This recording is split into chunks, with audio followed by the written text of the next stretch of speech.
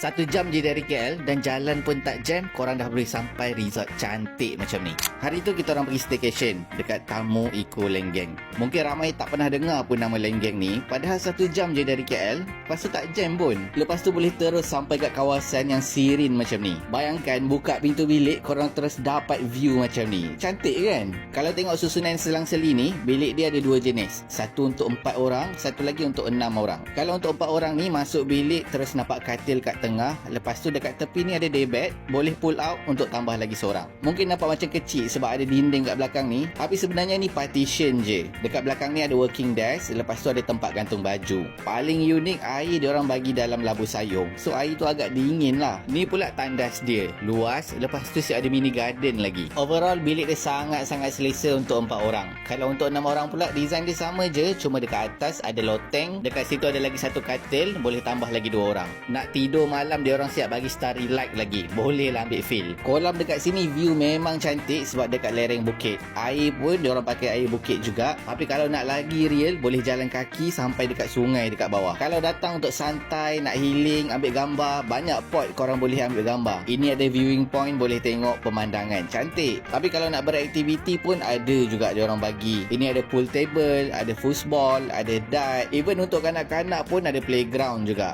Lepas tu ada mini petting zoo. Ini siap boleh pegang lagi. Kira memang enjoy lah. Tapi bukan untuk family je. Kalau grup besar pun boleh datang. Dia orang ada hall, nak buat meeting, nak buat aktiviti, nak solat berjemaah pun dia orang ada surau. Malam-malam dia orang pasang campfire. Ni boleh lah bakar marshmallow tu. Untuk dinner pula korang kena add on, tapi kalau breakfast dah complimentary dah, tak payah fikir. So korang boleh lah try Tamu Eco Lenggeng dekat Negeri Sembilan. Boleh tengok tag ataupun korang pergi je laman web tamuecolenggeng.com.